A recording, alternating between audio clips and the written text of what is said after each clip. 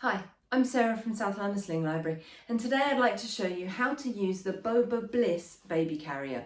This is a structured baby carrier. It's a buckled carrier. It's got a buckled waistband, buckled waist belt with a structured waistband. It's got buckles to keep it done up, but it's made of soft, stretchy jersey fabric. So this is perfect if you like the look of a stretchy wrap. Baby all cuddled up in that fabric, just snug, nice and close to you. But the idea of 5 meters of fabric and getting it tied just either feels like a step too far for you, or you're just not confident that you can do it properly, or that you can learn it with sleep deprivation and everything else that goes along with having a newborn. The Boba Bliss could be exactly what you're looking for. It falls into the category of a sort of hybrid carrier. It's made to look like one thing, but actually is a buckled carrier. So yeah, let's have a look at how you would use it, and I'll show you kind of the ins and outs. So what I'm going to do is I've got all my buckles undone. I've lengthened my straps so that I know that they're going to fit. And I'm going to start by holding the carrier by the waistband. This is what I call upside down and inside out. I've got the outside of the carrier against my body. This safety label is kind of visible here. What I'm going to do is flip that waistband in towards me. And for a small newborn, or for an average size newborn, a new baby, I'm going to put that waistband relatively high on my body. It's not going down around my hips. I want it to go up where I want my baby's bottom to sit, which, let's face it, for most newborns is kind of up here somewhere. I'm not going to carry my newborn down here. So nice and high on my body. Take the ends behind me,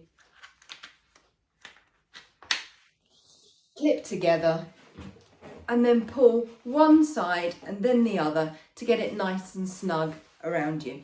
It doesn't need to be corset tight. You don't want it to stop you eating or breathing, but you don't want it to move around while you're carrying your baby. You want the waist belt to stay level around the base of your ribs, so it's going to stay level at the front and at the back.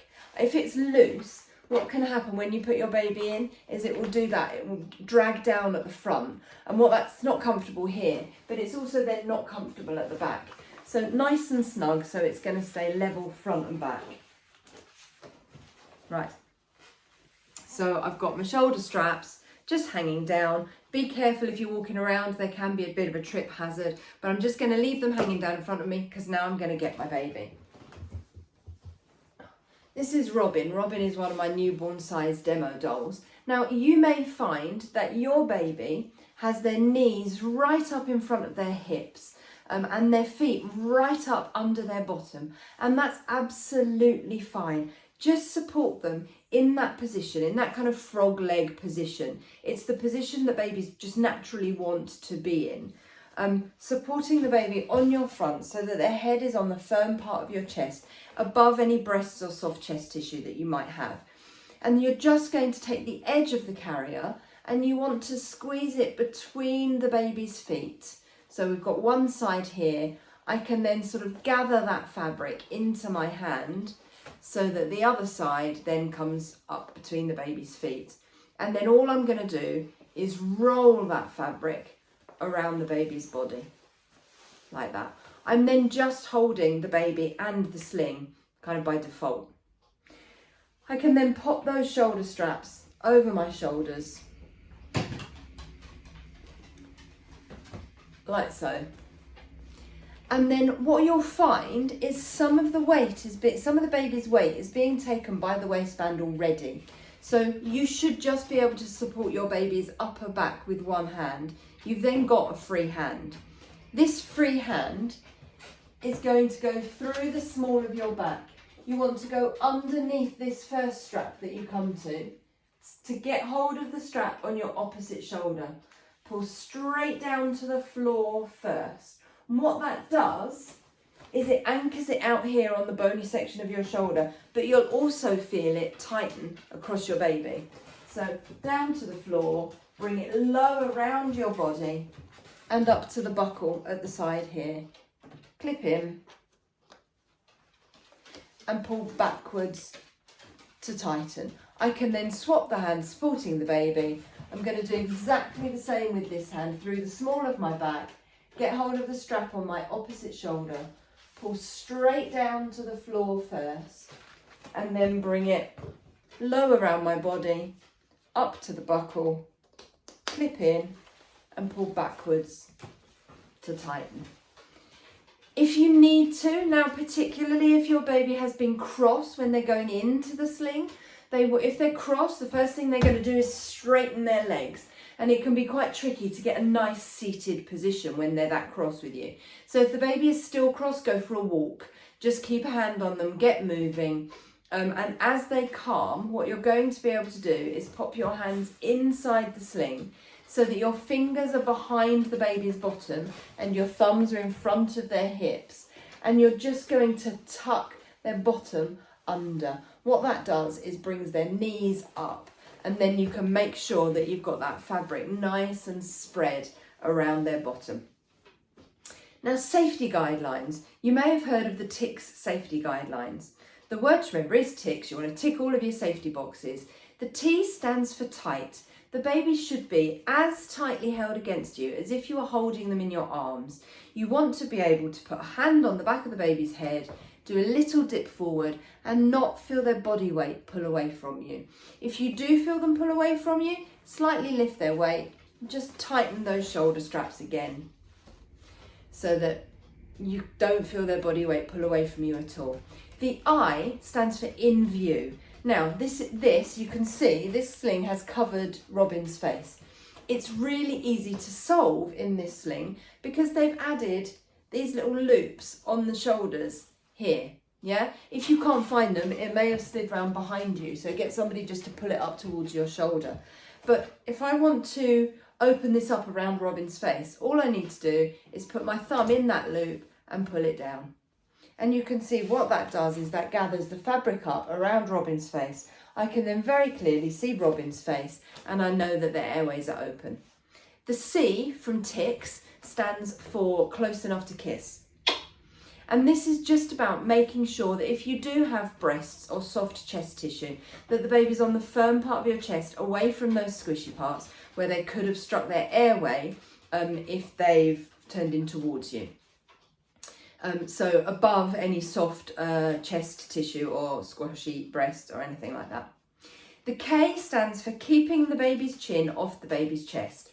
The easiest way to know their chin is off their chest is when you do that ugly double chin manoeuvre to look down at them. You should be able to see the tip of their nose and everything above.